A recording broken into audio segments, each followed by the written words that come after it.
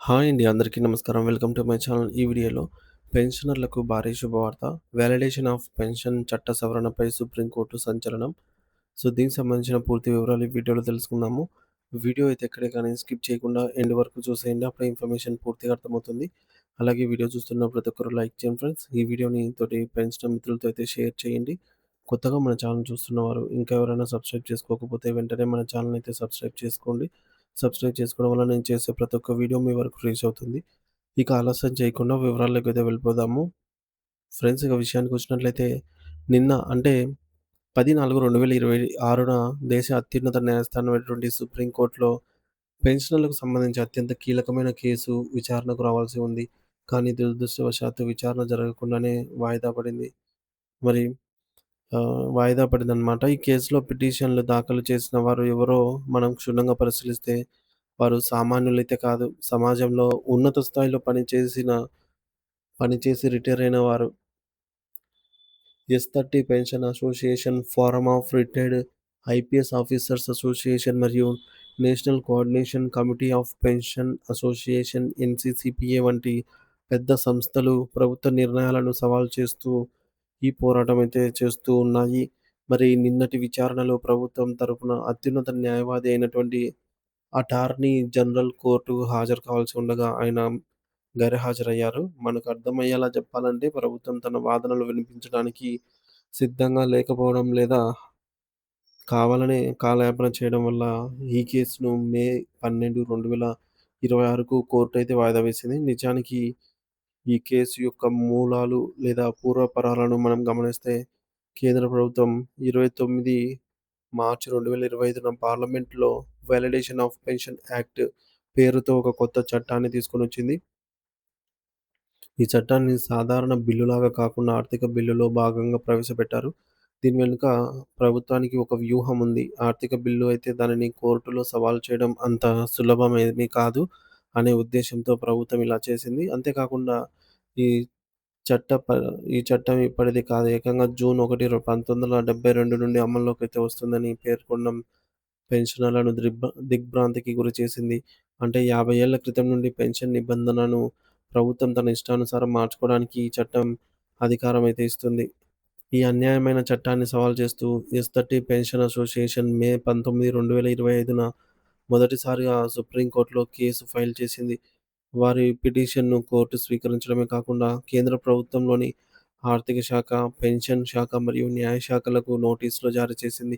ఆ తర్వాత ప్రభుత్వం తన సమాధానాన్ని కూడా కోర్టులో అయితే దాఖలు చేసింది. ఇక వాదనలు మొదలవుతాయి అనుకుంటున్న తరుణంలో అక్టోబర్ 15, 2025న రిటైర్డ్ ఐపీఎస్ అధికారుల సంఘం మరియు నవంబర్ 4, 2025న ఎన్‌సీసీపీఏ కూడా ఇదే చట్టాన్ని సవాలు చేస్తూ పిటిషన్లు వేశాయి.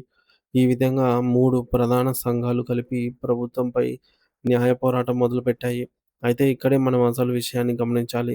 ఈ కేసు ఫైల్ అయ్యి దాదాపు ఏడాది గడిచిపోతున్నా కూడా ఇప్పటివరకు కనీసం ఒక్కసారి కూడా పూర్తి స్థాయి వాదనలు ప్రారంభం కాలేదు.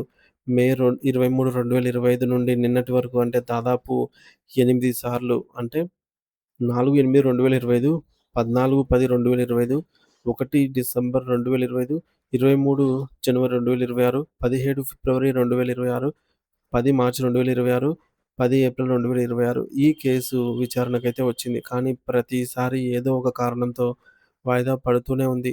నిన్నటి వాయిదాలో కూడా ప్రభుత్వం తరపు లాయర్ రాకపోవడంతో మరో 2 నెలల గడువు పెరిగిందనమాట. మరి పిటిషనర్లు కోర్టును ఒక ప్రాథమిక అభ్యర్థన కోసం కోరారు. అదేంటంటే ఈ కేసు తేలే వరకు ప్రభుత్వం తెచ్చిన ఆ చట్టం అమలు కాకుండా స్టే విధించమని వేడుకున్నారు. కానీ ఆ తాత్కాలిక స్టే పైన కూడా ఇంతవరకు ఎటువంటి నిర్ణయం తీసుకోకపోవడం పెన్షనర్లకు ఆందోళన కలిగిస్తోంది.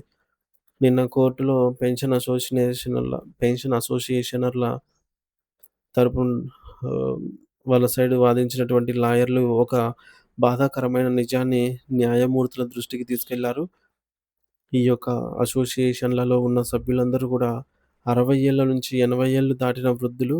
ఇప్పటికే కేసు మొదలై ఏడాది గడుస్తోంది. ఈ కాలంలోనే వయసు పైబడిన ఎంతోమంది పెన్షనర్లు తమకు రావాల్సిన డబ్బులు చేతికి అందకుండానే, న్యాయం చూడకుండానే మరణిస్తున్నారు. వారందరూ గూడా ప్రాణాలతో ఉన్నప్పుడే ఈ కేసును త్వరగా విచారించి న్యాయం చేయండి అని లాయర్లు ప్రత్యేకంగా విజ్ఞప్తి చేశారు. వారి ఆవేదనను అర్థం చేసుకున్న సుప్రీంకోర్టు వచ్చే వాయిదా అంటే మే 12, 2026న ఈ కేసును మొదటి ప్రాధాన్యత కింద ఫస్ట్ ఐటెమ్ కింద విచారిస్తామని జెప్పేసి హామీ ఇచ్చింది. ప్రభుత్వం ఈ కేసులో ఎంతటి కఠినమైన వైఖరిని అవలంబిస్తోందో చెప్పడానికి ఒక ఉదాహరణ ఉంది. గతంలో బీఎస్ఎన్ఎల్‌కి సంబంధించి 78.2% ఫిక్సేషన్ కేసులో సిమ్లా హైకోర్టులో ప్రభుత్వం ఈ వాలిడేషన్ యాక్ట్‌ను అడ్డం పెట్టుకొని తప్పించుకోవాలనైతే చూసింది. కానీ అక్కడి న్యాయమూర్తి ప్రభుత్వానికి చురకలంటించారు. మేము 6 ఏళ్ల క్రితం ఒక తీర్పు ఇస్తే, మీరు నిన్న ఒక చట్టాన్ని సవరించుకొని వచ్చి మా తీర్పు చెల్లదని చెప్తారా? ఇది న్యాయస్థానాలను అవమానించడమే అని ఆ చట్టాన్ని ఆ కేసులో పరిగణలోకి తీసుకోలేదు. ఇది పెన్షనర్లకు ఒక గొప్ప ఊరటనిచ్చే అంశం. ప్రభుత్వం ఈ చట్టంలో ఒక ప్రమాదమైన క్లాజును చేర్చింది. ట్రిబ్యునల్స్ నుండి సుప్రీంకోర్టు వరకు ఏ న్యాయస్థానం కూడా పెన్షన్ విషయంలో ప్రభుత్వం తీసుకునే నిర్ణయాలను ప్రశ్నించకూడదని అందులో రాసుకున్నారు. ఇది రాజ్యాంగం కల్పించిన ప్రాథమిక హక్కుల విరుద్ధం. అందుకే పెన్షన్ అసోసియేషన్‌ల తమ వాదనలో పస ఉందని ప్రభుత్వం కేవలం కాలయాపన చేస్తూ పెన్షనర్లను ఇబ్బంది పెడుతోందని వాదిస్తూ ఉన్నాయి. వచ్చే మే 12న ప్రభుత్వం కొత్తగా ఏ సాకులు చెప్తుందో లేదా కోర్టు గట్టిగా నిలదీస్తుందో వేచి చూడాలి. పెన్షనర్ల జీవితకాలం కష్టార్జితం కోసం జరుగుతున్న ఈ యొక్క పోరాటం న్యాయం గెలవాలని చెప్పేసి అందరూ కోరుకుంటూ ఉన్నారు.